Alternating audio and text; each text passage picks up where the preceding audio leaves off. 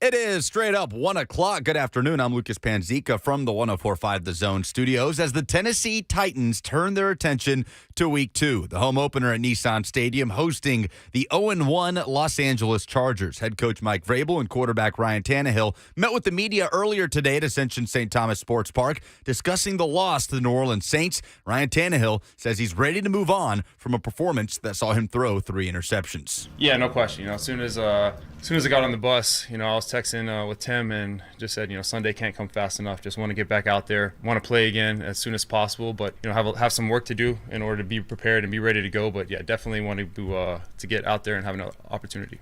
Titans on the practice field today. Mike Vrabel saying that cornerback Christian Fulton will be limited at practice, while safety Amani Hooker is still in concussion protocol, while wide receiver Traylon Burks will not practice today due to a personal matter. For all your foundation repair and waterproofing needs, visit USSTN.com. Breaking news at once, and your home for the Titans and Vols. This is 104.5 The Zone.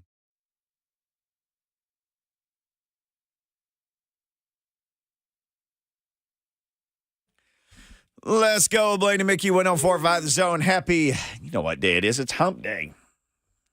Hump day. Chargers and Titans on Sunday, so we turn our attention away from what we saw in New Orleans on to the Chargers. Going to get our first look at the injury report today. Hooker in concussion protocol. Mike Vrabel confirmed that today. It was said during the game he took a hit. He went into concussion protocol. Mike said he's still in protocol. Christian Fulton had a hamstring issue in game 1. Mike Vrabel said today, he's going to be limited in practice. So he'll be limited. So that's up in the air, both of them then. Yes. So what do we say about the secondary the whole offseason? Well, I wish there was some more depth there. Dang it. Blaine, we are. Well, where I would have went, where's Trey Avery? Avery! Are your hamstring? Yeah. Yeah, so Avery and Vildor, they're going to have to be available, and they're serviceable, it's tough, and you're playing a team that, even though the stats say they run the football, we all know Herbert and a crew with Keenan Allen and Mike Williams, they have some good skilled players. We need our best players available for this one, and I'm not going to give it a must-win, but you want to come away with a win at home. You don't want to get beat at home. So, yeah. Avery, I'm not sure if he's back yet. Did you was he on the injury report? Didn't say anything about it. That sucker's going to drop. It's going to drop about 259 today. Oh. Now, somebody messed up one day last week and dropped it at 254, and we saw it before we went off the air. Oh, yeah. I think they'll realize the error of their ways, though, and go back to dropping it, right at 3 o'clock, so we can't see it. But Dang, we starting off injuries already, and as much as people could talk about Fulton and all the soft tissue, Hooker, he has an array of injuries on his list. Besides him being an up-and-coming elite safety, I don't know. Dang, that's a tough pill here, but especially this early, man. And then Molden would then be the starter at safety. I don't know. And then now that what's the kid, the free agent, Matthew Jackson. Mm-hmm. So then he's Everybody one play moves up a away, click. and then next year when you're in the dime package, when Molden goes down, he comes in. I saw him in the game actually on a couple plays. I'm sure he probably played more than a couple plays, but I just happened to notice him. He was, he didn't hurt the team or anything, but I always want some form of a veteran to me back there to stabilize the secondary, because not only was Hooker out, but then Byard, I think, moved down into the slot. See, so now we got someone who is relaying the messages up top, Molden, who hadn't played safety in the NFL in a game, and then we got a young guy. So those are the things, and they didn't look like it affected them, but going into the season, I always look at that, because even if you go with a veteran safety who's maybe not as fast, he's going to make sure we're all in the right coverages and calls, and if he's got enough juice in him still to run and be available, that's always comforting, at least as a coach. The big talk is all about, Henry's usage and how much he wasn't in the game. And, hey, I said this from day one, and I studied the film.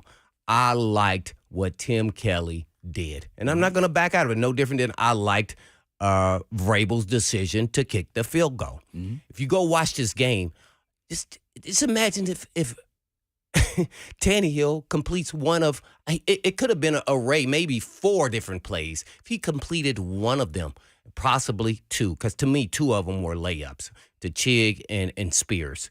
The game is a whole different game, and we're walking away with Henry running the game out. And then he gets his carries. To the level. He still touched the ball 17 times. To me, the goal should always be about 20 times a game. With Array, I think he looked at D-Hop because they were sticky, that he could make some plays. He kind of went to him probably a couple more times that he should have maybe and spread it around. Maybe Chig, maybe should have got another target or whoever, Burks or even NWI now that he's in that 3rd spot. I think now that's where you want him because now he's got experience and he will probably be on a mismatch that he can win pretty regularly. So I guess I say that is because what I like to see out of my offense if I was running the team, and I want to see balance throughout. And I think that's what they saw. You can critique it and be critical and say, he should have got at least a handful of them carries. Well, let's say about this. A couple of those false starts in that first drive. Guess so Derrick Henry had to go out. If y'all watch the game, go watch him. His 1st and 15, he runs out the game because they, 1st and 15, he's not out there. Now, they could have still ran the ball and put Spears in, but, it changes how things are looked upon. Another thing, as much as we love Henry, and I do too, he's a one-dimensional runner. That's it. He's just a runner. Mm-hmm. So he's not a great pass blocker. And he's not, a down-the-field pass receiver. He's a screen guy. And everybody can look at the stats and I call that box score watching. The stats from afar, if you not watch the game, you go, oh, man, Henry, he's he had 100-something yards at halftime. Mm-hmm. Well, one play was 46 yards on the screen in total yardage, in receiving and running. So you got to kind of watch the flow of the game. And I thought Vrabel did a great job of how the flow of this game was going. Even Kelly with the play calling, and by the way, you can't give. I said this going into the game in the pregame show is you can't have explosive plays. Not that many in the National Football League, man. The secondary cannot give up that many explosive plays. So especially with that kind of pass rush, and if we're going to rely, as Vrabel said. He said, I'm going to kick the field goal because I want to see what our defense can do because pretty much this game, we've done our part, and to the most part. Now, did they earn some plays here or there? Yes, the Saints. But I think we can stop them because he probably thought, the Saints are going to go into conservative mode, and we're going to call timeout. I got 4 timeouts, 3 of them with the 2-minute warning. Right. I got 4. And if they run the ball, then they punt, then we get the ball back with at least 1 timeout left, and I got a kicker who's hot right now, hasn't missed in his first game with us in a Titans uniform. And I can walk off. Oh, by the way, remember I said they would get a walk-off win field goal, which I think he thought would happen. And he says that, and this is where I lean on, he thought the defense can get it. I just don't think this defense, not yet, and it's probably because of the corners, can be elite like that. Mm-hmm. Like, that's what's keeping them from being elite. And when I say elite, I'm talking about top 5 in the National Football League. And I'm talking about in totality as a defense. Now, they're going to be that as a front 4 or front 7. But I don't know if they can reach that kind of level. I just don't. I don't think those guys, are capable. I mean, man, you got to have some really good players who have a lot of experience. You don't have to have a whole bunch of elite players there at corner. But to me, you got to have one. And we don't have that guy. You want it to be Fulton, but Fulton is undependable. And I'm hoping that he can play, but now he's risking to look bad out there. Man, when we talk about it, you're 80% at corner. It's hard, man. You're going to get exposed real quick. As we saw him come back in the game. I didn't even know he was back in the game from TV view. And then he's gets beat on a deep ball there, which I think was that the Saints' last drive? Yeah, which was a big play. It was 40-something yards. Yeah, and that was it was game over essentially. Yeah. Well, think about how Vrabel thinks. He wants to delay, and make the game play out. Mm-hmm. Well, guess what? If he would have went forward on 4th down and did not get it, game over then. Game was over then. So he relied on what the strength of this game was. what he saw with his eyes. And then you can guess all you want to and say, and it might have worked if you went for it. It might have. Nobody can say if it would have, wouldn't have. But I think I want to say I am encouraged what I saw from the offense. And I'm encouraged what I saw on the offensive line. Was I happy about it? Yeah. No, not really. I thought they were average. I know all this analytics said all these guys tested high. And did it look like the offensive line looked like they was just dominating the Saints? Come on. See, and that's where you can't look at those deals and say sometimes it's right on point and sometimes it's a little shaky. They were average at best, the offensive line. I'm in totality. That's run blocking and pass blocking. You know what's crazy, though? You and me spent how many months, and every other day I'd say, boy, if they could just be average. And they were average, and they could have won. Watch this. And, by the way, let's not talk about the snafu with the referee calling. But we're not going to go there. We're talking about plays that they executed. They're wide up. Tannehill can't just miss the layups. I'm sorry. I put this whole game, and not the 3 interceptions. See, that's what everybody looks at because those stat we're watching. Right. Guess what? If he hits those 2, he has 2 touchdowns. Right. And guess his numbers look way better. And then guess what? We're cheering. It was a great day. Kelly had a great day of calling plays. Tannehill played solid, average, whatever you want to give him, with 3 interceptions and 2 touchdowns. Mm-hmm. See? So at the end of the day, we're all looking for the same thing, a win. They're just hanging on to the negativity of what they saw instead of when you look at the total body of work of what this game was about. The Titans should have won the game, and Tannehill hits those 2 plays. It's a walk-off easy win. Well, not easy, but it's a win. And he didn't get it done. So that's it. It has nothing to do with Henry, the usage, the offensive line play, the secondary giving exposed plays. That's what the quarterback's supposed to be. The nullifier that he is who we thought he could be. And he is. That's exactly what happened. He missed. So validation on, you can be mad at Tannehill, but I'm not mad for him to 3 picks. Yeah, you upset? Yeah, he made some bad throws up. Well, but he could have made it up by making those throws that are in the NFL layups. Me, you, and Lucas can make layups. Can't not miss. Not that. That is a well-designed, you know what the coach is saying on the sideline?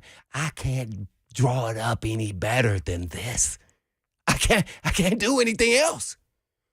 And that's very rare. Let's see how much, and everybody keep track. See how many other times that they draw up a play and somebody's wide open for a touchdown. Let's count it throughout the whole season. Boy, it is not going to be a lot. It is not going to be a lot. It's going to be all earned. That flea flicker play. Oh, great call.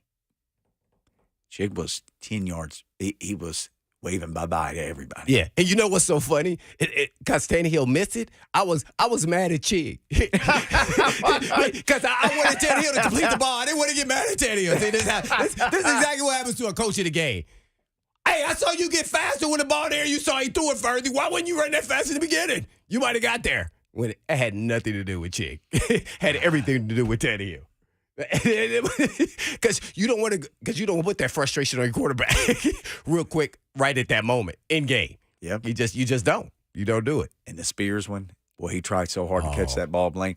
He almost got one butt cheek in bounds. And I know he couldn't hold on to the ball. He almost made some twist and spin it. You know chicken what he looked salad like? out of that. He looked like a gymnast doing a spin. Yeah. Would have been known as the Bourbon Street butt cheek. Yes, it Nice. So there we go. So we'll go to break. Yes, we will. Mike Wilson, let's talk some Vols. Let's talk some Vols and Gators. Let's do that next with our man, Mike Wilson. Gator chop?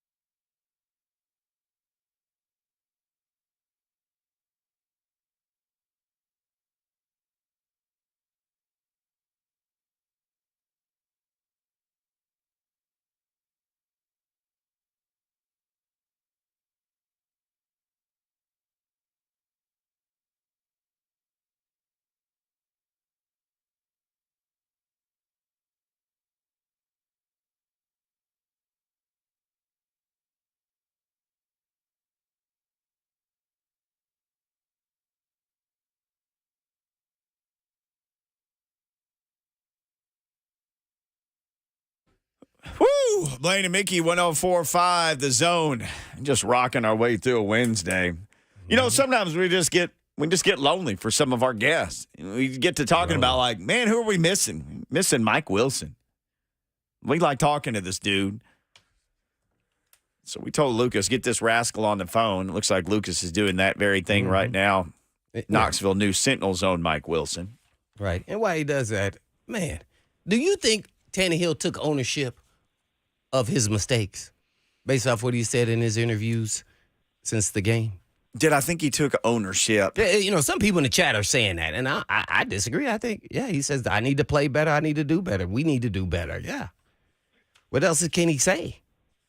The only thing further, people got, and we got Mike on the phone. I think people, once upon a time, would hear Steve McNair come on every week and go, everything wrong that happened was my fault, and everything good that happened was everybody else, you know? And that made people think every quarterback should just say that all the time.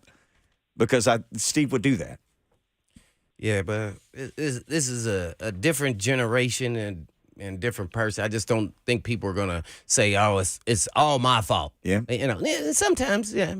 But I just don't think I think the reason why Tannehill is very careful with that is because he already knows where he's at in the chair that he's sitting in with contract up after the season. Yeah. So with 3 picks, you know, everybody's like vultures now already attacking him to get him out of that seat as a starting quarterback. So he has to be really careful. Yeah, some of the things I need to do better, but intricately, I think it's all everybody involved, whether it's the line and their protection to the wide receivers getting open, him trying to force balls, him making a bad throw, drops. So it's a culmination of a lot of things, not just one guy. But as we all know, the quarterback and the head coach get the credit and the blame.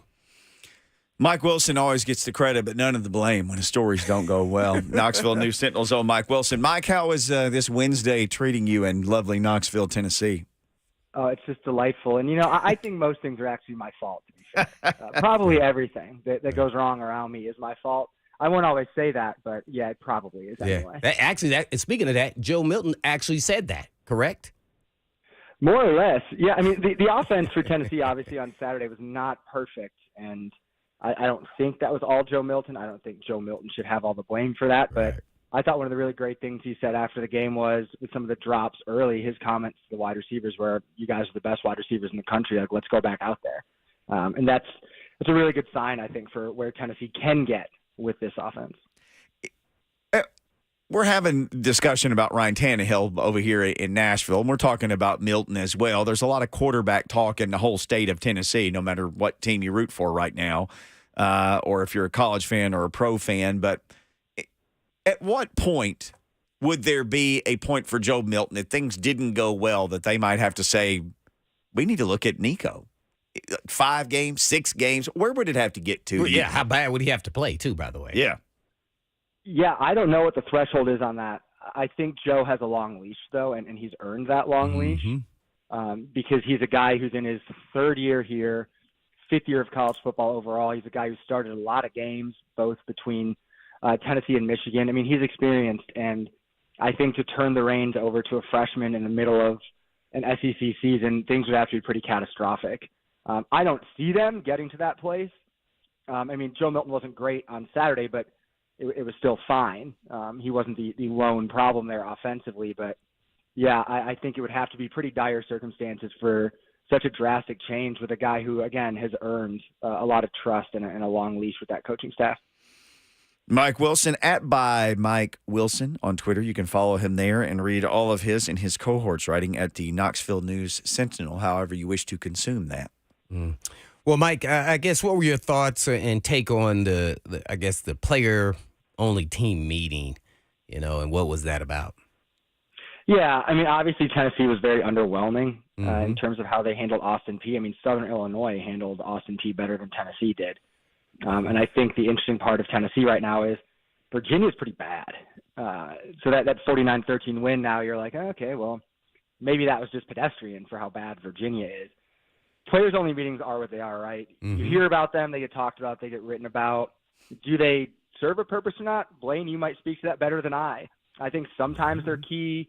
I think they're never a bad thing to kind of clear the air, figure some things out. But I mean, I've never been a massive believer in, that's going to turn the tide of everything that's ever happened because a bunch of guys sat in the locker room and talked. But, yeah, I mean, Tennessee maybe needed that. Maybe needed to just talk through what went wrong, because what they did against Austin Peay they can't have a repeat of, because no one else on their schedule is going to be like Austin Peay. They're going to be facing better talent throughout the rest of the season, because even UTSA coming in here in 2 weeks in the non-conference, it's a pretty good team. Mm-hmm. Well, I don't know if anybody's asked this question. It's somewhat probably not true, but how much did the coaching staff prepare for Austin Peay during practice during the week? And see, nobody knows the answer to that question. But like I felt like they were making adjustments as the game was going on, because they were doing something schematically on defense they hadn't seen before. That question has not been asked. It'd be an interesting answer, because I'm sure the answer would not be necessarily, I don't know if truthful is the right word, but you're probably not going to get an answer there that's revealing, right, in any capacity, one way or the other. I don't know. I've seen some of that chatter floating around out there of days spent on film for Austin Peay and stuff like that. Like, I've seen that stuff, but yeah, it's hard to know. I mean, the reality is, Brew McCoy catches the first ball of the game, which was thrown a little bit behind him, different game. McCallum Castle, Squirrel White catch back-to-back passes in the second drive of the game. It's a different game. I don't know if any of that stuff would have mattered. If Tennessee just made those plays early, that entire game probably flows a lot differently. Mm-hmm. Tennessee keeps moving the ball down the field opposed to turning to that short passing game, quick screens, running back passes. I mean, they kind of overhauled what they were doing offensively because of the failed execution. So if those plays are made early, everything else is kind of irrelevant. Right, all combination of things. Well, I guess tell us, you don't know if he's going to play or not, but if Cooper Mays does play, how much does that help the O-line, at least in their rotation and guys kind of in their normal spots? And what do you think the odds are of him playing, actually? I mean, it would help immensely. That's a guy who started, 19 straight games before that injury, had starting experience even prior to that. So you're putting your most experienced offensive lineman right in the middle off the jump.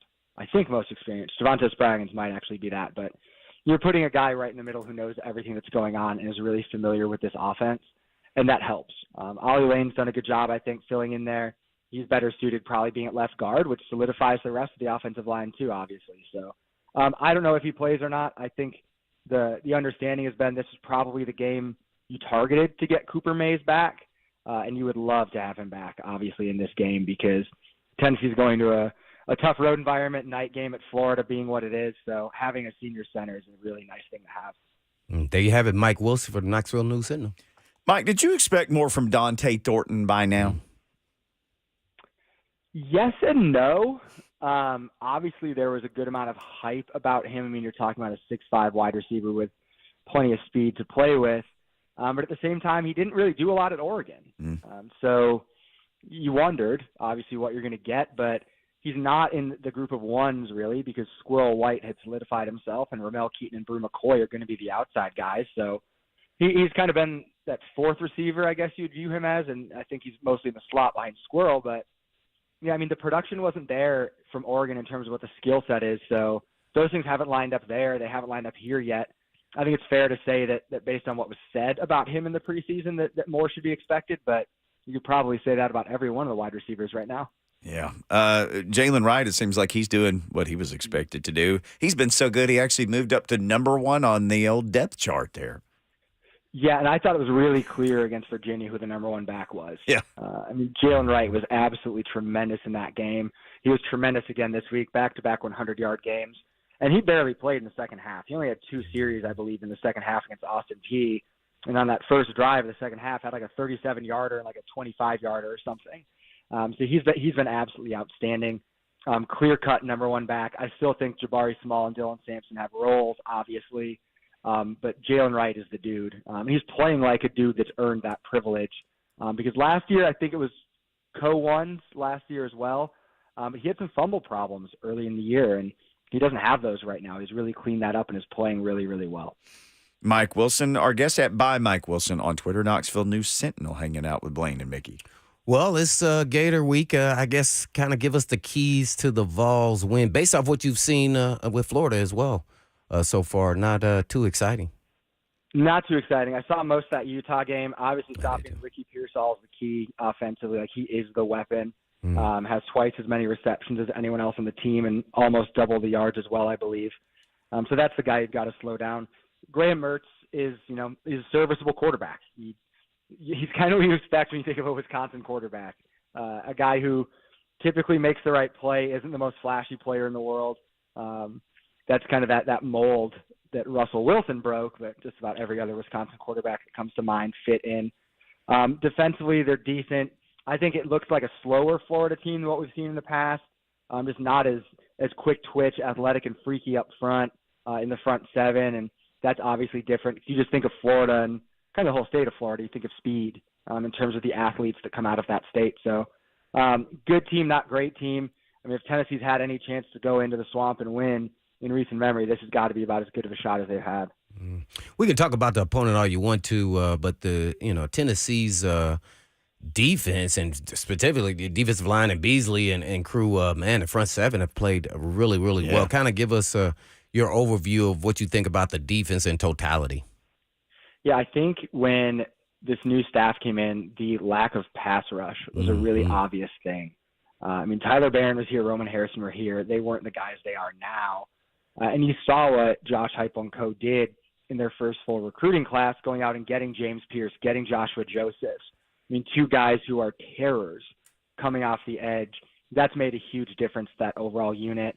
I also think they went out, obviously, and added some size out of the portal. Omar Norman-Lott has been a good addition in there. Omari Thomas played really good football late last season, but the guy who's making everything go is Aaron Beasley, and that's a deserved subject when it comes to this defense. He had 5 tackles for loss last week, leads the country with 6. He's a guy who finished last year so well in that Orange Bowl. And when you see that performance, you're like, okay, so he ended that season. What's he going to look like in 9 months?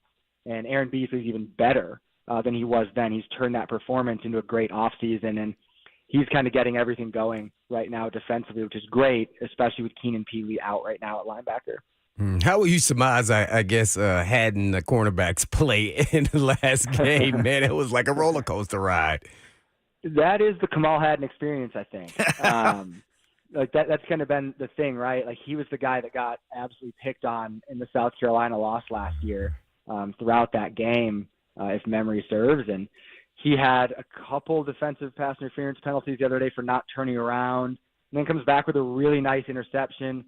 I think he has 4 or 5 pass breakups. I mean, he's making plays, making mistakes at the same time. But I'll tell you what, though, Tennessee could use any plays they're getting in the secondary, because that's something they lacked last season, was a guy going out there and making plays and knocking down passes. And I think he's done a really good job of that, even if it is a little bit tumultuous at times. Yeah, there you have it. Mike Wilson, Knoxville News Sentinel. You know, what's interesting, too, is we spent the offseason talking about the secondary. We spent all of last season talking about the secondary. But if you look at the depth, it's a bunch of old dudes. Like, it's juniors and seniors. Like, it's really experienced guys. So it's not like we're saying, oh, gosh, they're all freshmen. No, this is a bunch of dudes that's been there for a minute. It is. I mean, you think about Warren Burrell. He came and talked to the media on Tuesday or maybe Monday, and I was thinking, I was like, man, I remember when he was under the Pruitt regime getting interviewed out here. And just you forget that some of those guys have been here a minute. Haddon's obviously a guy that transferred in. Same with Gabe Judy-Lawley, transferred in. But Burrell is a veteran dude. They've got definite seniors there, and that definitely applies in the secondary too, where Jalen McCullough is still starting. And that seems like a guy who's been there for 45 years as well, because he had a breakout spring game, as an early enrollee. So there's just a long track record of thinking of that name. So they do have veterans there. They're not veterans who've done it at a high level necessarily consistently, but I think they're starting to do that a little bit better. Did what happened to any extent versus Virginia, but really versus Austin Peay, fans and a lot of people might have knee-jerk reactions, and say, oh, my gosh, they didn't play well against Austin Peay. There's no way they're going to go to Florida and play well at night, and they haven't won there since 2003. Did what happened at Austin Peay color your thoughts of how things might turn out in Florida? Honestly, that started for me a little bit before the game when I saw James Madison beat Virginia. Because then you're suddenly like, okay, like you could tell Virginia was not a good football team, but that colored that a little bit differently. just putting that game a little bit more in perspective. It was clear Virginia was inept offensively in that game against Tennessee, so that was apparent. But, yeah, I mean, you want to beat a team like Austin Peay more than 30-13. 30 points under Josh Heupel is what they've scored against Alabama, Florida, and Georgia typically, and no one else. So only putting up that against Austin Peay is very bizarre.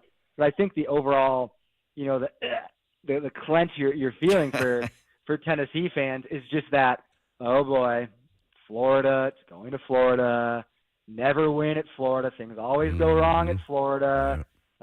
It's kind of all of that together. And then you put a clunker of a game out there the week before, and I think that sentiment just becomes, oh, boy, here they go again, going to go that way. But I think you have to remember what happened last year, because I think there was a point in last season's game at Neyland where it felt like, oh, boy, here they go again. And Hendon Hooker put together that 97-yard drive right before halftime with that diving catch from Ramel Keaton, and Hooker trucked a dude near the 5-yard line.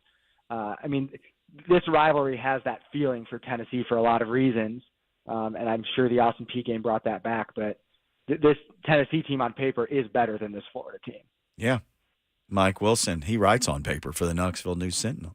Well, someone on the chat here, I think D. Good asked this question, and so I'm going to give him credit. But if Tennessee loses to the Gators, and let's say Milton throws for, 300 yards, but he has 2 picks, maybe one of them costs him the game, will the fans be calling for Nico? That is the duality of a veteran quarterback with a 5-star freshman, isn't it? Yes, there's no way around it, no doubt. Yeah, I mean, that is what it looks like. It's just such a funny dynamic. Like, you can look back, the freshman quarterback is always one of the most popular guys in the team, right? Fans are just like, he's going to be a star, because the way that the recruiting industry works, I've worked in it for a while too, to be clear. I'm not just knocking it here, but everyone on signing day is going to be a superstar. There's no one in that class who's going to spend 3 to 4 years on the scout team. Everyone's a star.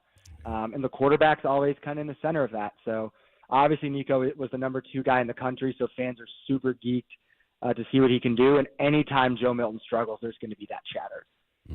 That's how it goes. I'm sure Joe Milton's aware of that. I know Nico's got to be aware of that. The coaches more than anyone are going to be aware of that, because that's just how this works. I mean, we saw that, 4 years ago when Harrison Bailey arrived on campus and Jarrett Garantano was playing terribly. It's like, put in Harrison, put in Harrison Bailey, put in Brian Maurer, put in anybody else. That's kind of the calling card of a fan base when a quarterback struggles or can be blamed for an outcome, which they so often are. So, yeah, I mean, there's going to be a faction that's calling for Nico if Joe has a game like that. That's just the nature of playing quarterback, though, at this level. Yeah, no question about it. Going with Mike Wilson. I saw one of the recruits there that are visiting, I think, Colorado. I think it was a Tennessee recruit. What was it? Something Carter? Yeah, Carter. Was it Boo Carter? No. I think it's a Tennessee guy that they're really pursuing. That would be huge. I know you're not in the recruiting world, but, man, how is the recruiting doing, since you just brought up, you used to be in the recruiting? I did used to be in the recruiting world. I think one of the really impressive things that Josh Heupel's done at Tennessee is recruit. Obviously, there are elements of Tennessee that sell themselves. The history, stadium, the fan base, there's so much that sells itself. But I think when Josh Heupel was hired, probably the 2 question marks were, can his defense play well, because they hadn't at UCF, and can he recruit? Yeah. Because he hadn't recruited well at UCF. And sure, it's not a Tennessee brand you're dealing with down there, but the state of Florida has 7 billion recruits every year. Yeah. There's plenty of talent for USF, UCF, FIU, FAU, anything in the state of Florida to pull kids. There's a reason every school known to mankind recruits in that state. So that was a question there. All of that lead up to say Josh Heupel's done really well in the recruiting trail. Last year, I think they signed number 10-ish class in the country. They've got another one ranked around that same spot. So the things that he's doing on the recruiting trail, maybe as much as anything to me, is impressive, again, because that was probably a question mark. Him having an offense that scores points was never a question mark. I mean, Tennessee was going to score points because that's what Josh Heupel does. But he's been putting together nice classes on the trail, and obviously that's really important to keep scoring points as well. No doubt about it. He's done a great job. So give us your prediction before we let you go. Bold prediction, score. Tennessee versus the Gators. I think I sent it in to my bosses at Tennessee 31, Florida 24, 25, 26, something in that range. Okay. I do think Tennessee is better. I do think there were just unforced errors last week in the passing game that really changed everything to a point where Tennessee just basically said, screw it, we're going to dink and dunk our way down the field, not really worry about this game because we know we're going to win. Now they're going to go into this one. They're going to have to play better than that in a lot of ways. But I do think, and this is something I wondered last week, Joe Milton's played better when he's not at Neyland Stadium. He was not great in his first start at Neyland. He wasn't great against Pitt in that start. His starts last year were at Vanderbilt in the bowl game, and then this year was a neutral site game. He's played really well in all of those games. So I don't know if there's something to that or not. That's a little theory I'm peddling around in my weird noggin. So we'll find out a little bit more, but I do buy in Joe Milton doing well in this game at Florida. There you go. And we buy into you covering it great, along with the Knoxville News Sentinel at by Mike Wilson. Thank you, sir. Have a good rest of your Wednesday and rest of your week, and travel safe to Florida. Have some Gator. You guys butter me up, so. We like you, man. All right. Travel safe down there. More. Have some Gator tail. All right, see ya. All right, Appreciate see you, Mike Wilson, our buddy. Always good catching up with him. Yeah, no doubt. We'll catch up with you when we get back. Phone lines are just buzzing right now. RD is on and Jason is on, and there's another one ringing. We don't even know who that is, but we'll talk to you next as you ring our bell on Blaine and Mickey.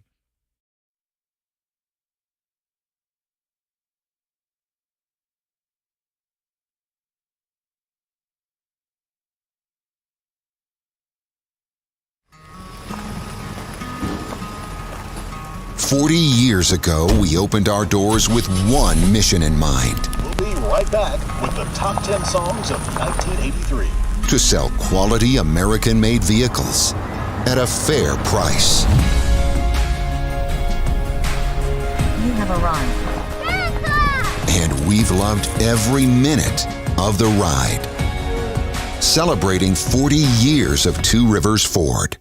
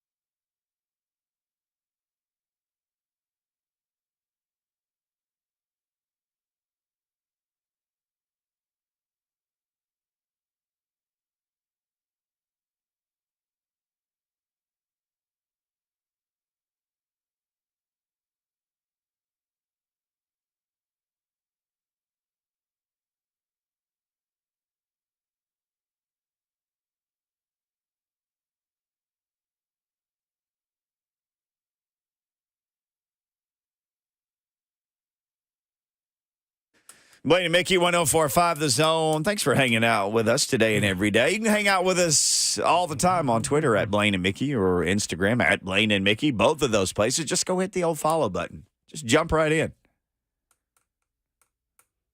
Well, it's a little guitar music, Lucas. I appreciate you playing this. This is right up in my mind. I'm playing along with this right now. 100%. I'm chopping wood to this. I'm in the stand cheering you on. Chopping wood. Chopping wood. Lucas is getting mad love in the F&M Bank chat. Very few people surprise me. This is Ricky. Shout out to Lucas Panzica. Mm-hmm. He's sharp and surprisingly very fair. Music City Malik says, Lucas needs to be on TV. That man has it all. Then he adds, replace Feinbaum with Lucas. I don't know what I did to deserve this. So then another Ricky. There's multiple Rickies who've weighed into this. He said, I do thoroughly enjoy the Lucas Panzica show from 10 to 1 every day. They trying to throw shade on my We man need a Buckster. buck drop there. You got a buck drop as he gets we shade gotta thrown save all out. this stuff here. I do Mason. not have a buck drop. You really need a buck drop. I know. We have one here.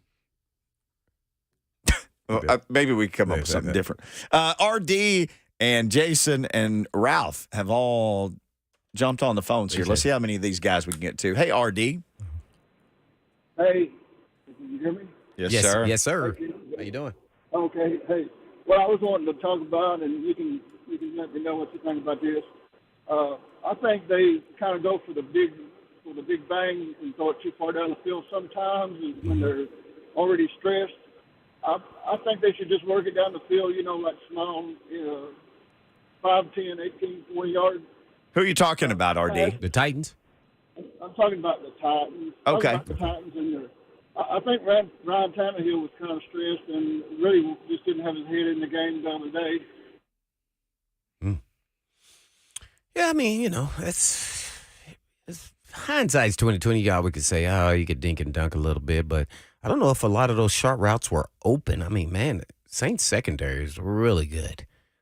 So I didn't look at it that way. But, he took shots. Guess what? They used to not take shots. Remember, I used to always say, hey, man, they need to start taking some shots. So, for me, as I said earlier, I was okay with the play calling throughout the game. Ultimately, you didn't get the results you want, which is winning. And so, everybody is, even the coaches second-guess themselves when they go back and watch the film, as well as players and Tannehill, the quarterback. So, you just try to say, okay, build on that, and let's see what we can do. The next we can see if we improve on some of these things. I said this before. I'm encouraged with what I saw from the offensive line and the actual totality of how Tim Kelly calls plays. I was fine with it. Now, could you have used Henry a little bit more? Should you have thrown shorter passes? Should you have thrown the Chig more and some shorter passing? I mean, there's a whole bunch of things you could sit there and say the whole time after the fact, but easier said than done than being a quarterback coach, from the couch. But ultimately, the quarterback's just got to hit the layup shots. And all of this is nothing, and we walk away with a win. Having a completely different conversation, aren't we? Yep. Jason in the borough. Jason, thanks for joining Blaine and Mickey. Appreciate your patience. Hey, guys. I got three quick things for you. First, I want to say, delirium! I just want to say that first because Buck got you pretty good, Lucas, earlier today, and I'm waiting for the comeback on when you get him back. And then also, whoever's on earlier, I think it was Justin in Smyrna. Hey, man, this is Vols country. Don't be calling that Gator crap up in here. And, yeah.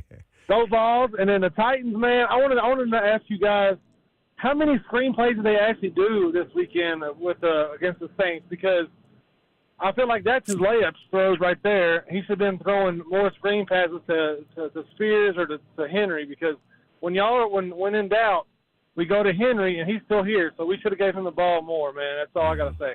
Right. Appreciate the call. Well, I don't know how many screens I know. Did they throw 2? Henry caught 2 passes, and as you said earlier, typically if he's thrown a pass, it's a screen. Or some sharp pass.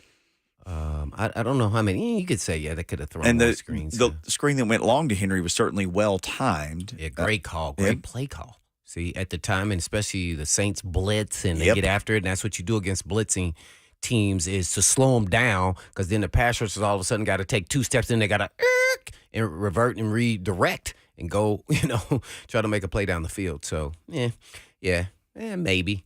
But, if he would have completed the balls, Henry would have got his carries. See, that's how I look at it. And here's an issue, and nobody is really saying this.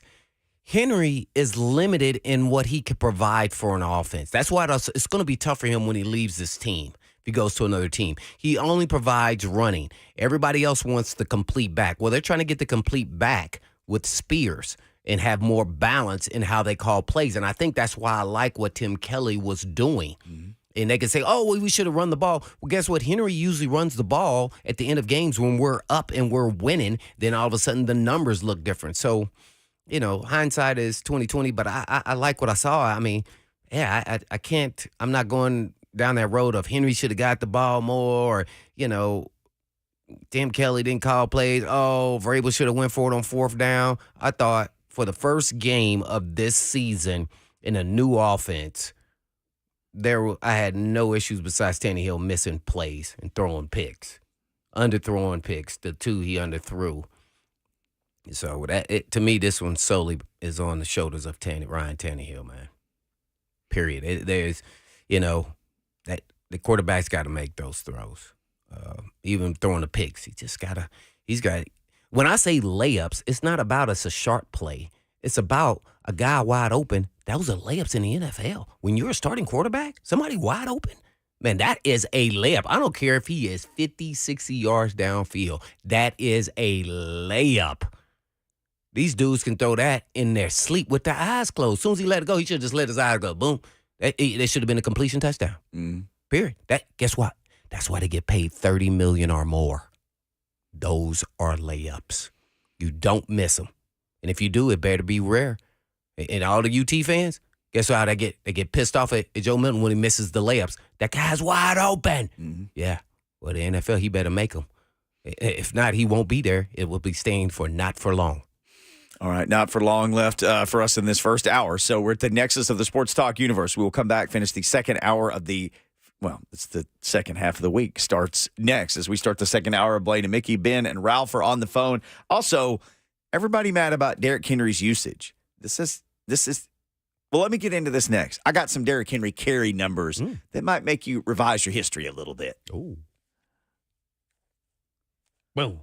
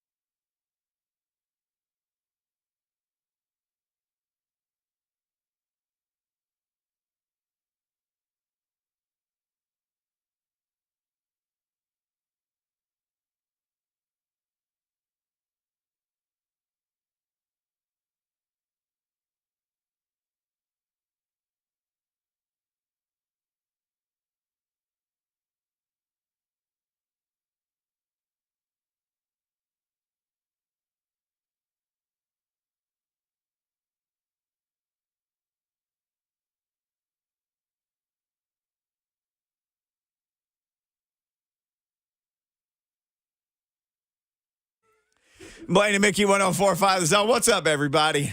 What's going on? You want to talk Titans or Vols in Florida? Okay. A lot of talk about the Vols not winning in Gainesville since 2003. Lucas, you would know this. I saw in reading about the game and getting into some historical type stuff, have they only won twice in Gainesville since 1971? Is that correct? No, I don't know. Oh, I haven't seen it framed since 1971. I know that sounds right. It's very few. It's crazy the lack of success they've had. They haven't had back-to-back wins in Gainesville. Or I'm sorry, they haven't had back-to-back wins over Florida in 20 years. And their last win in Gainesville was 20 years. Yeah. So they okay. The thing that Tennessee has found success against Florida is when Tennessee is ranked and Florida is not. That's happened 5 times. Tennessee's 5-0 in that scenario. Well, this could be another one of those scenarios then, if history holds itself together.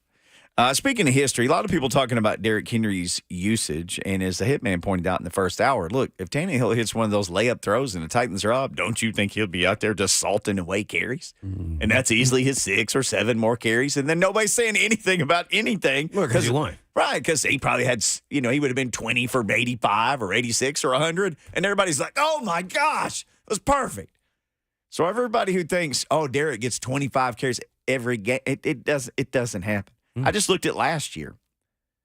He had less than 20 carries in 6 games last year. 6 games. But what were the scores? Was it because they were behind? They were 1-5 in those games. 2 of them they were blown out. So those made perfect sense. But there were close games. He didn't get 20 carries in. They were 1-5 in those games. The only one they won, he had 19 carries in that game. He didn't get to 20. He had 19. Anytime he had less than 19, they lost. 2 were blowouts. I don't remember. I looked and thought, okay, 2 were blowouts. The rest weren't blowouts. But did he have I'm going to put carries and touches. That means any screen passes or any flare passes. Did he catch any of those as well? Like how many touches? Or was it just more all run? I'm sure most of it was run. Man. Typically, he gets a couple of passes a game, and I didn't write that down, but I just thought about his carries because that's what really everybody hangs their hat on. And I thought, there were a couple games last year. I don't think he got 15. He had so it was 1-5. Huh? They were 1-5 in games where he had less than 20, and the only one they won, he had 19. 2 of those games were less than 15. He had less than 15 carries in 2 games. That's a shocking stat. That was a little surprising. Was that surprising when you saw that? Yes. Yeah, I wouldn't have guessed that. Because if you just said, we'll just show you the teams they played last year. Just take your pen and just write down how many carries you think he had in those games. Well, you would think every game is 20 or more. 100%. I don't win or lose or draw. You think that's what they were doing. That's what it felt like watching them. I don't remember Philly. I think Philly was one of those games, and I'm like, oh, they got boat raced by Philly. I bet you didn't get 15 carries in that game because they were just Jalen Hurts just throwing it all over them. So I thought, I'd probably. But if you said, oh, no, 6 times he got less than 20 carries, that would have surprised me. Well, so 2 times less than 15. So he's half of that total after 1 game. Yeah. But he had, 17 touches? Had 2 touches. So I'm going to start looking at him as touches now with Spears in the mix. It's pretty evident that the Titans and Kelly and Vrabel are going to have Spears on the field in some form or fashion, whether he's getting the ball or not. Him and Henry was on the field at the same time too. Only one I can question, I don't know if Henry was tired or not when they had Chestnut and Spears in. Like, what's going on here? And I like Chestnut. Yeah. Don't get me wrong, but we're in the first game of the season now. Hey, man. Hold on. Ain't nobody supposed to be tired or nothing. Yeah. I can't have. Yeah, Henry shouldn't be out there. I mean, should be out there if Chestnut's out there. I don't know what happened there. He might have had a equipment malfunction or tired. I don't know. Was surprised, though, when I saw 2 running backs on the field, and neither one of them was Derrick Henry. Yeah, that was a little surprising. So, there's a lot of things we don't, know on the inside of what's going on. And because I saw Henry tap out a couple of times, even after the screenplay, immediately after he got up. And that's another first down that he would have been out there. Mm-hmm. So, take it or leave it. Let's take these calls. We don't want to leave them. Ralph, are you checking in all the way from Michigan? Wow, thanks for checking in, man. Yes, we used to live in Nashville for 22 years. We're in Michigan now. We're still watching the Titans. Burr. Yeah, I like to say to Blaine, I so disagree with you about 4th and 6. There was a couple of bonehead decisions from the coach. First, the one let them kick field goal and decline penalties. On the 4th and 6, if you have no faith on your offense, how are you going to have faith to drive 40 yards and kick field goal? I think Ralph had a bad connection Right. from Michigan. Well, But Yeah, I got what he was. Well, here's what happens. You're not driving 40 yards probably. I'm assuming you thought you were going to go 3 and out. You're probably having them punt from the 25, which is 15, and you're getting the ball somewhere around midfield or the 40-yard line, and you're only moving the ball like 20 yards to get in field goal range, or 25 yards or so to get in field goal range. So I think that's what he was thinking there. I know a lot of people disagree, and I get it. On the surface as a fan, and I'm a fan of the Titans as well. So as well as I get to evaluate what I think they should do as too. So and I agree with what he did there. Actually, the only one I kind of when he had the what was it? It was a 4th down earlier in the game. I might have questioned that one, but that was it. I might have went for it, but not the field goal there inside it was on the 11-yard line. 2:20 to go. He didn't have faith in his offense. You know why he didn't? I'm going to go back to it again. Lucas, how many touchdowns did they score in this game? 0. See? That's why he was reading. It's like, when you go in and you're reading the room when you're a comedian or you're a speaker, all right, you go in there with your idea of what you're going to say, and if they're not jiving or feeling what you're saying, you kind of avert and go in a different direction. That's exactly what Vrabel did. That's all he did. Analytics was telling him to go for it. I guarantee it. He's like, dude, we haven't scored a touchdown all game. What makes you think that I believe that we're going to score a touchdown here? Because if we don't get a first down or a touchdown, this game is over right now.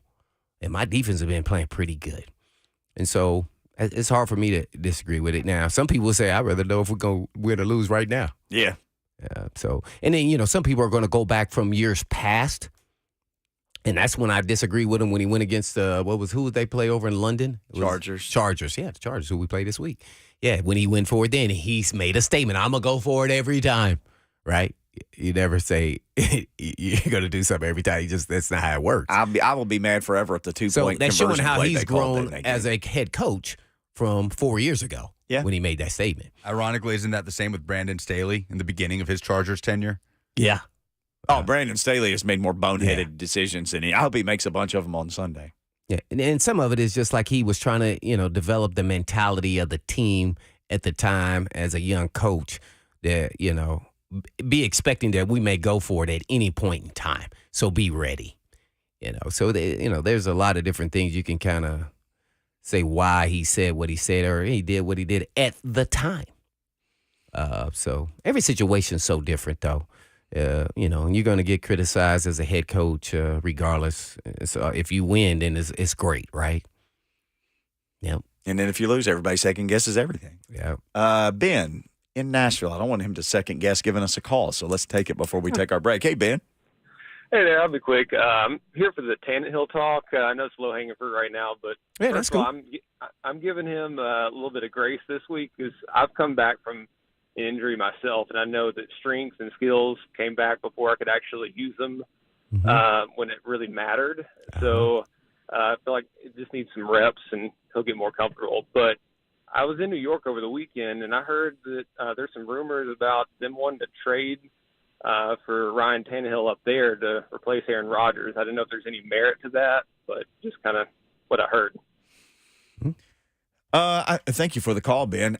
Everything, by every indication, by all the Tom Pelisseros and Diana Rossinis and everybody, when I rabbit holed down that hole this morning of, I did that. Tom Brady or what would they call it? Matty Ice or whoever they were. For all of them. And, Josina Anderson, I think she also, you watch her Twitter, occasionally she knows things nobody else knows. She's been around this business for a minute. All of them are essentially saying it's their thoughts that the Jets will make a move on a guy who is on the street, like a Colt McCoy or somebody like that. Yes. Not go get somebody from another team. Watch what? These are all the names I said yesterday. Sure. because you're trying ultimately you really want Zach Wilson to grow. Right. And you want somebody there who actually is not a threat but can manage the game, hopefully, if he falters and doesn't live up to the billing as time goes on. I mean, you got to act as though if you bring in a guy right now and say he's going to be the starter, then you've lost Zach Wilson regardless. It's over with him and his confidence level and how you go about the quarterback position. So that's what I said I would do. I would bring in a support person, somebody. I didn't say Colt McCoy, but I said Carson Wentz. Yeah. Guys who are in the league, even Minshew, who's with another team. Somebody like that, or Andy Dalton, somebody in that realm who had previous starting, and he can just now manage the team because they have all the pieces there. You just don't want to throw it away. Bad interceptions, fumbles, and things of that nature. So you're hoping he can grow into that with the support once Aaron Rodgers finishes some of the rehab and the surgery, that he can kind of help guide him along the way. Mm-hmm. I think it'll be very vital and important in his development. I don't know if he's there, but, man, I don't think the people in New York are going to have a lot of patience either. So I would probably try to make that. I don't even know who the other quarterback. Do they have anybody on practice squad? Oh, the name has already slipped your mind. Escaped but me. It was somebody with no experience, right? No, it's someone that let me find out who it is. But yeah, I would stick with that formula and see where we go from here, because it's so early yet. You don't want to just flush the toilet on Zach Wilson when he's probably gotten a little bit better, man. I was listening to the Manning cast. They were like, I do not want. Peyton Manning was like, I do not want him managing my game. Tim Boyle. Yeah, Tim Boyle. That's the other quarterback. Tim Boyle. He's from Eastern Kentucky. Tim Boyle. He's quarterback size. He's 6'4", 232. I don't care about no size. He's Lucas's size. I don't care about no size. Yeah. I'm care about production. I just remember him starting like 3 games for the Lions 2 years ago in a desperate situation. He might have started like a Thanksgiving game or something. Did he? Oh, okay. So this is not his first rodeo. This dude but he played in 3 games in 2019 and 8 in 2020. At Detroit? No, for Green Bay. Remember, he was part of that stuff in Green. He was. No, like you remember Tim Boyle. Like I'm gonna put it down. Now that I'm seeing this, I remember him sitting on the bench in Green Bay. Tim Boyle. They have Love. Oh, no, well, not then. No. Did they have Love? No. I do not remember no Tim Boyle. First of all, I don't remember Aaron Rodgers missing no games in He 2018. did. That's why you could have Tim Boyle. Like he'd go in and mop up, and they were killing something. Oh, well, that don't count. Yeah. That's not the stress level that equates to a regular season Now, game for me. the Lions, he actually played. Yeah. So Lucas was right on that. So you were right, Lucas. And then with the Bears in 2022, Tim Boyle, Blaine, this man is an NFL regular. Get off of Tim Boyle. Well, they would know better than I, but I would want some form of a veteran there. Man, I don't know who that guy would be for me. And it would be this is what I said 2 days ago.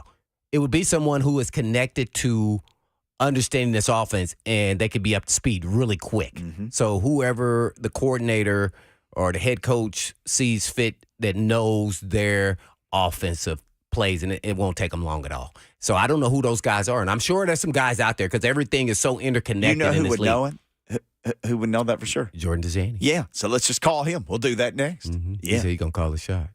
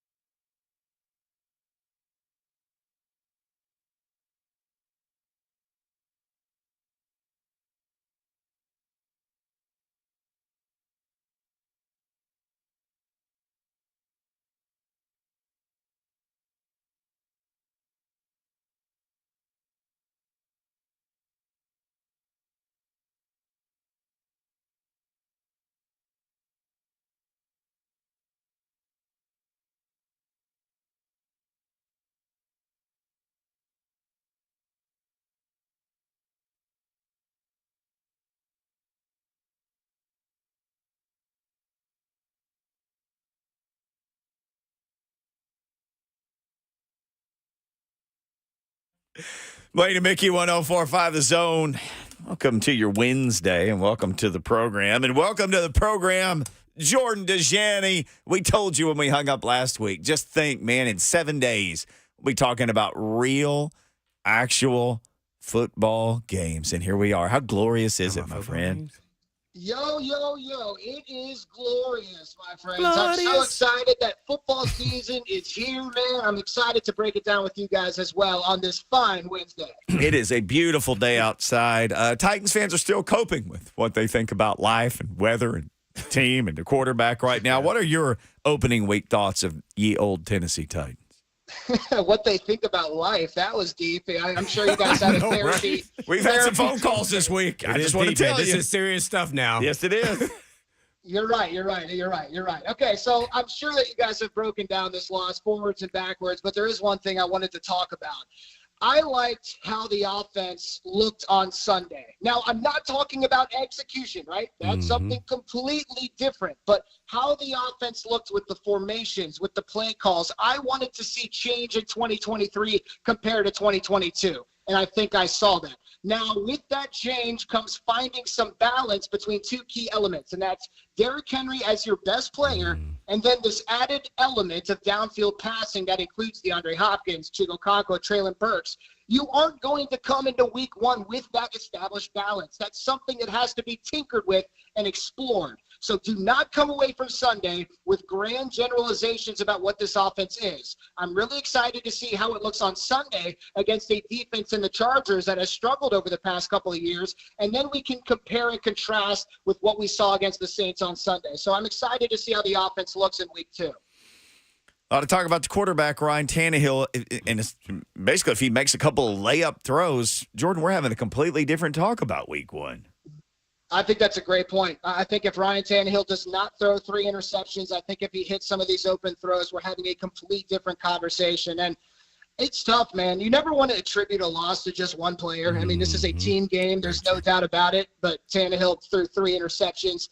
He looked like a senior citizen at times in the pocket. And I think that's him coming off the ankle injury. He looked like a guy that hadn't played football in quite some time. And he looked like a guy that didn't play in the preseason either. I'm not trying to blame the loss on that, but I think that was maybe a small factor in what was kind of a perfect storm setting up Tannehill for a disappointing week one.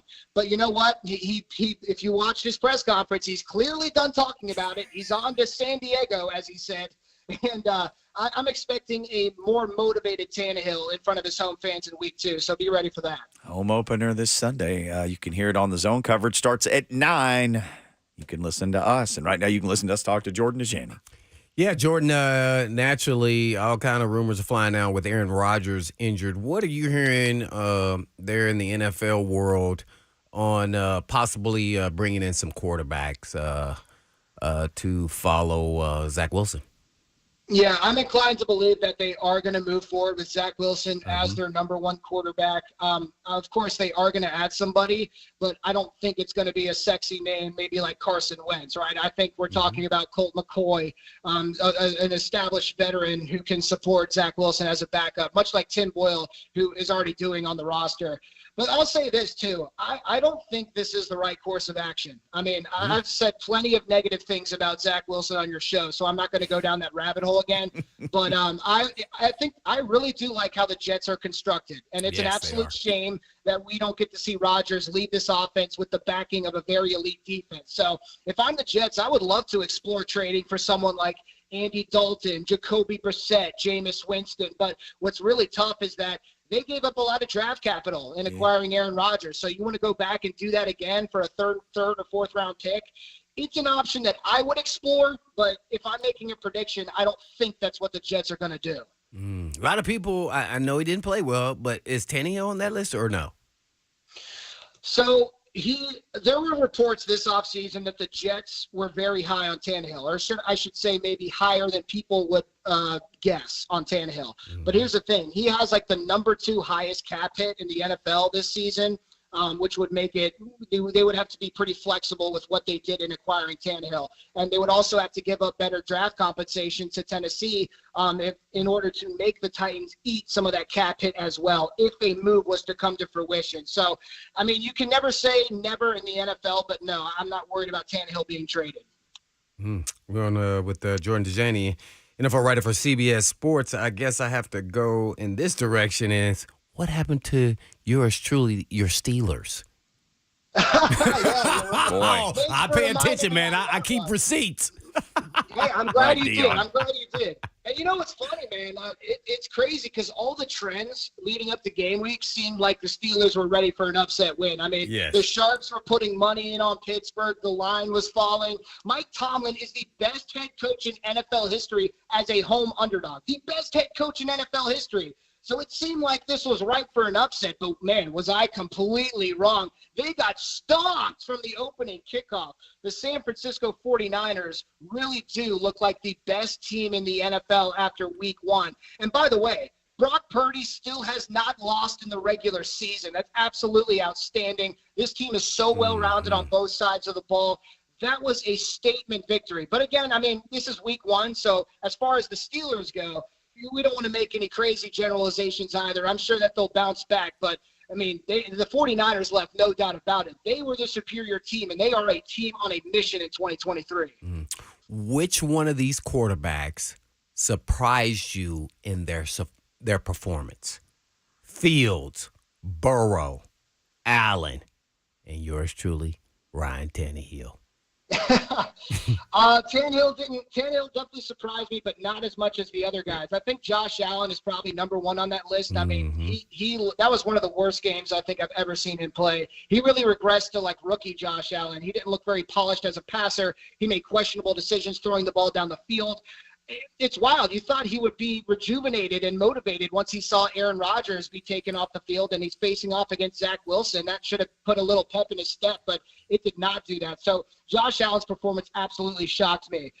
As far as Justin Fields, I will say this. I think that his offensive play caller is on the hot seat. I think the Bears were not prepared for any kind of possibility that they were going to be in a game that had them down double digits. They weren't prepared for that. They were addicted to screens. There was no passes down the field. I know that Bears fans are definitely lamenting the play calling and the offensive coordinator performance on Sunday. So Justin Fields is definitely a work in progress. We know that. He's not the most polished passer in the world, but he needs some help in terms of coaching, in my opinion. And on the other side of this, we're talking about, some young quarterbacks in Bryce Young, Anthony Richardson, and C.J. Stroud. Give us your evaluation on, how they looked in their first NFL game. Yeah, I'm glad you asked this. I feel like a lot of people are being really tough on these rookies. I mean, this is the hardest position to play in the game of football, and these guys are playing their first professional action. I mean, you got to take everything with a grain of salt here. So I feel like Bryce Young had 2 interceptions. They both were on similar plays to the same safety and Jesse Bates. That obviously was not good. But he still looked like he had some level of command of the pocket. And, he missed some throws. He made some throws. There's reason to be cautiously optimistic that he was the right decision at quarterback. I mean, I'm not going to give up on this guy after 1 week. Anthony Richardson, I will tell you this, Blaine, he looks better than I thought he would. I know it's only been 1 week, but I'm definitely I'm intrigued by this guy. His athleticism jumps off the tape. He has a really quick trigger of an arm, and I think that really stands out when you watch him play. I think Shane Steichen is doing a great job with managing the play calling with Anthony Richardson. I mean, he's someone who is still working on being polished as a passer. There's no doubt about it. He's extremely raw. The guy's like 20 years old. But I'm really intrigued with what he's going to do moving forward. So keep an eye on him when he plays against the Texans this week. Speaking of the Texans, C.J. Stroud, he was the one of the 3 that I feel like I didn't see too much of. I mean, they kept it pretty simple, pretty vanilla, some passes over the middle. I think Nico Collins had a pretty decent game as well. So I didn't see enough from C.J. Stroud to really have some grand performance review on him. But again, this was the first professional action for these guys. So I'm excited to see what they're capable of moving forward. All right. And lastly for me, what's your biggest matchup this week that you're tuning into? And if it's a couple games, just let me know. Yeah, Tua Tagovailoa has been Bill Belichick's, biggest enemy. That dude has been, I think he hasn't lost to Bill Belichick yet. And he's coming off of an incredible performance where he's already leading the NFL in passing. So that's a matchup I'm super intrigued by. He's going into New England. The Dolphins are 2.5-point favorites. I'll probably make that a top 5 ATS play in my column this week. So I'm really excited to see what the AFC East has in store now that Aaron Rodgers is not in the mix. And keep in mind, Mac Jones with Bill O'Brien did look a lot better in week 1 against the Philadelphia Eagles. The Patriots, it's possible they finish last in the division, but they're not going to be a pushover by any means at all. Maybe another game that I'm kind of interested in just personally is the New York Giants at the Arizona Cardinals. Guys, we thought the Cardinals were going to be the worst team in the NFL. They did not look that bad against the Washington Commanders. That defensive front got a lot of pressure on Sam Howell. They're returning to Arizona to play the New York Giants, who, of course, lost 40-0 to the Dallas Cowboys on their home field. And here's the thing I want to bring up. I thought the Giants looked like they had the worst offensive line in the entire NFL. I mean, the Cowboys were putting in all their backups, and these guys were still having their way with the Giants starters in the fourth quarter. That kind of gives me pause when I'm looking at a Cardinals team with Jonathan Gannon with a pretty tenacious front seven. I know that the Cardinals are not the most talented team, but keep an eye on this matchup. It could be pretty close. I did not watch this game. How did Dobbs do? He played, right? Yes, he did. I mean, he did solid. I feel like there was nothing special. I feel like the offense kind of got off to a slow start, and the game was a little closer because of, as I mentioned, the defensive performance. I mean, I think Dobbs went like 21 of 30. He only had 120, 130 yards passing, so he didn't do too much. James Conner was obviously the main weapon on offense. I think he rushed probably 14, 15 times. But the Cardinals' defense really stood out to me. They covered the spread against Washington, which really shocked a lot of people. There you have it. Jordan Dajani, NFL writer for CBS Sports. Hey, before we let you go, you had tweeted something about this. In my mind, I thought, gosh, that makes perfect sense. Titans and Chargers is usually a very close game. I can think about even a young Big Jeff being in a pile of bodies at the end of a Titans win. Yeah, I think Vrabel's 1-2 versus them. Yeah. Isn't that amazing? Yeah, they played in the 3 matchups that they played with Mike Vrabel. The Chargers have scored exactly 1 more point than the Titans, and the Titans have gained exactly 3 more yards in those matchups against the Chargers. I mean, talk about a close series. And as you mentioned, Blaine, the Titans are 1-2 against the Chargers, but if we're talking about this from a gambling perspective, I'm definitely going to bet this a little bit with my heart. I think the number's around 3.5 or so. Actually, I'm looking at it now. It already got bet down to 3 points. I think I'm going to lean towards the Titans. It's at +3. I haven't decided on a game winner just yet. I may lean towards Tennessee again. I really think that fans should be excited about what the Titans can do differently on offense against a defense that struggled tremendously in week 1 against Tua Tagovailoa. So I'm excited for this game. What was the biggest week 1 overreaction in your opinion about any player, by any fan base? Biggest week 1 overreaction? Well, I got a couple for you. I mean, if you watched the Bengals game, I'm sorry you had to watch that because they played in a torrential downpour. Joe Burrow was taken out of the game in the fourth quarter. It was disastrous. I mean, Jim Schwartz's front seven was incredible against the Bengals' offensive line. This wasn't even a competition. And, again, the weather was absolutely trash. So save your takeaways about the Bengals for later. Remember, they got off to a slow start last year, and they were right in the Super Bowl mix once again. So Joe Burrow got that big-time contract. I'm sure he's going to rebound and be okay. Here's another kind of hot take one. I think we are giving our flowers too quickly to Jordan Love and the Packers. I think that Jordan Love had a great performance against the Bears, but I think people need to keep in mind that the Bears defense, even though they made some additions at linebacker, that Bears defense is not one of the better units in the NFL. I think their leading receiver was Aaron Jones, who made two catches. He reeled off plenty of yak on those receptions. The offensive line for Jordan Love also did a tremendous job. It wasn't like Jordan Love was under pressure much at all. So I'm not saying Jordan Love is bad. I'm not saying that at all. But I'm saying just let's wait and watch him for a couple more weeks before we declare him the second coming of Aaron Rodgers. Nobody reels off more yak than Jordan Dajani. Every Wednesday he joins us, hour number 2. Yeah, one more question before we let you go. Give us, off the top, I know this is tough, players of the week. Offense, defense. Who you got? Who impressed you?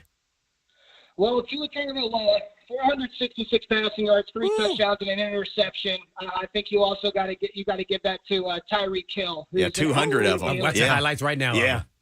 That dude's an absolute maniac. I cannot believe he might be an MVP. By the way, I told you guys throw $5 on him. Yep. You can buy a new house with that.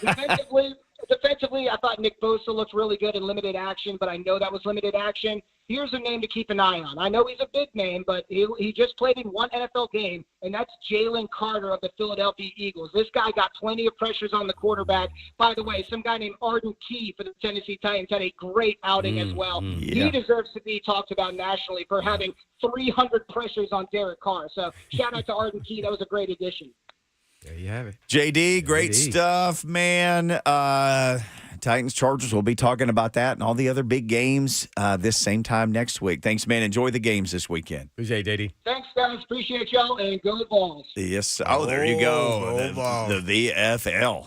Cheering for his VFLs. He mentioned Arden Key. How good was Arden Key in week 1? Oh, my. Boy, there are some statistics that say he was maybe the best in the league. We'll tell you about it next.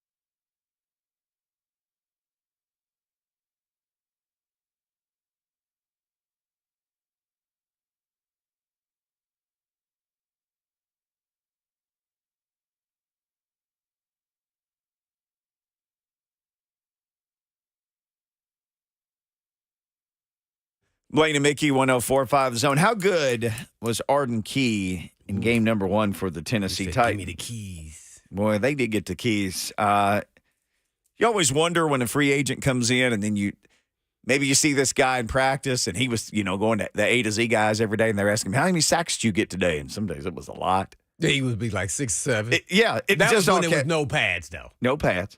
But when it got to pads, he was still saying about 2. Yep. Well, he was still up there. All these different metrics. I guess this was maybe Next Gen Stats, ESPN, and then you also have PFF. There's so many stats floating around out there. I would attribute these, but let's just say it's one of them.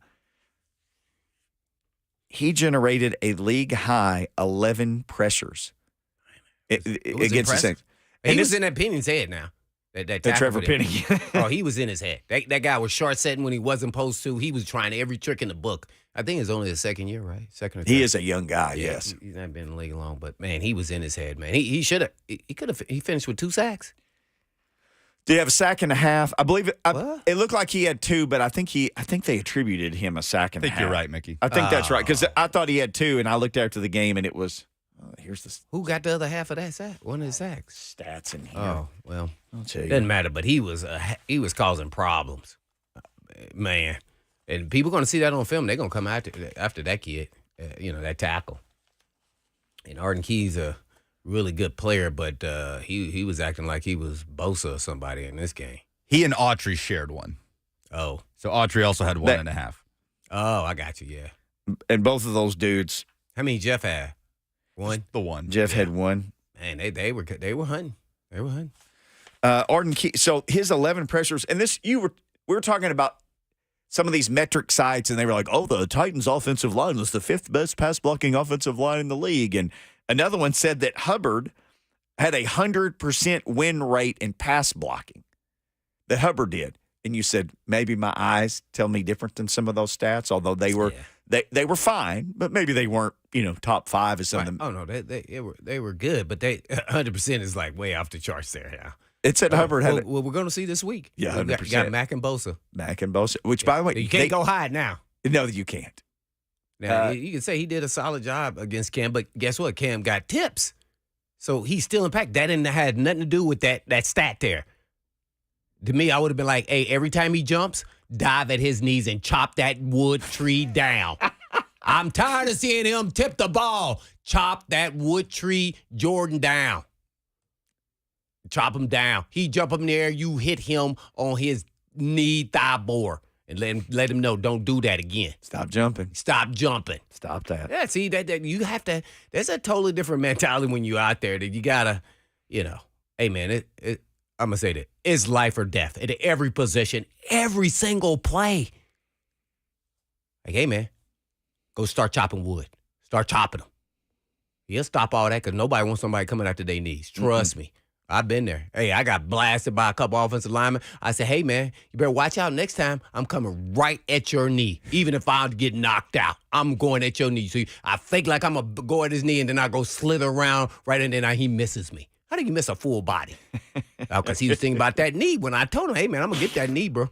You next time. He's looking down low. Like, where's I'm taking you out. Sometimes I'm going to just stay outside. I'm going to bang, and I get no parts of the tackle. Guess what? It was sending a message.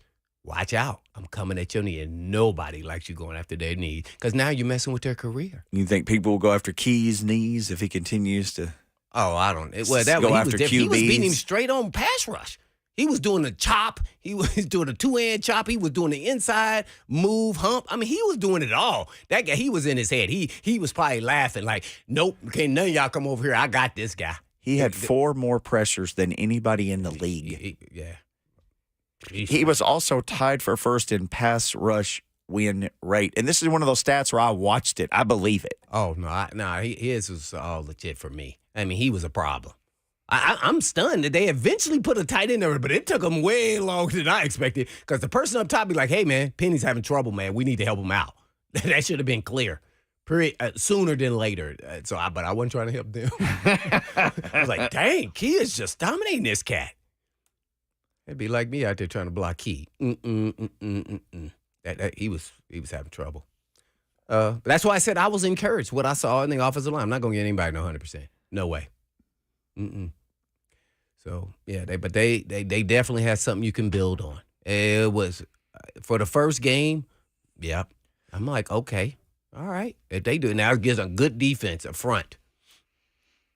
I'll give you one more interesting deal because we got, 40 seconds left, just about the O-line and how little they'd played together. Hubbard and Dillard played more snaps Sunday than they played all of last season, both of them. Hubbard played all of last season 39 snaps. Dillard played 37 for all of 22. So those two's combined snaps were basically about what they played in game number 1. They'd hardly played in a year. Well, that's why I'm saying there's something to build on. Yeah.